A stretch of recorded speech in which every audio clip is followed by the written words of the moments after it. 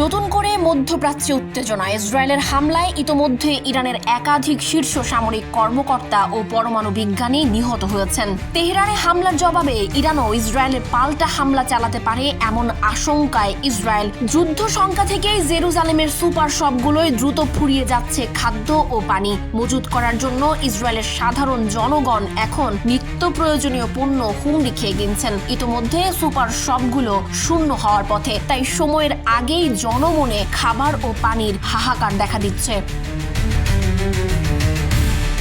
বৃহস্পতিবার রাত ৩টার দিকে সাইরেনের শব্দ ও মোবাইলের সতর্ক বার্তায় ঘুম ভাঙে ইসরায়েলের জনগণের। দেশটিতে সরকারিভাবে মানুষকে জানানো হয় সামনেই তাদের একটি গুরুতর হুমকি রয়েছে, তাই সবাইকে আশ্রয় কেন্দ্রের কাছাকাছি স্থানে অবস্থান করার জন্য নির্দেশনা দেওয়া হয়।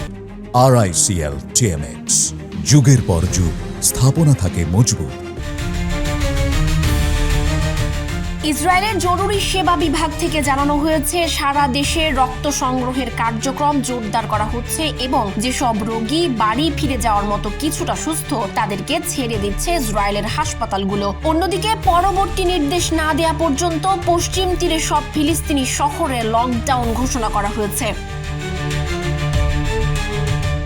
এত সব প্রস্তুতির মূল কারণ একটাই, ইরানের পাল্টা হামলার আশঙ্কা। ইসরায়েলি সেনাবাহিনী জানিয়েছে ইরান থেকে প্রায় ১০০টি ড্রোন ইতোমধ্যে ইসরায়েলের দিকে রওনা হয়েছে। তাই কি হতে যাচ্ছে তা যেন ইসরায়েলের কাছে এখন স্বচ্ছ কাচের মতোই পরিষ্কার।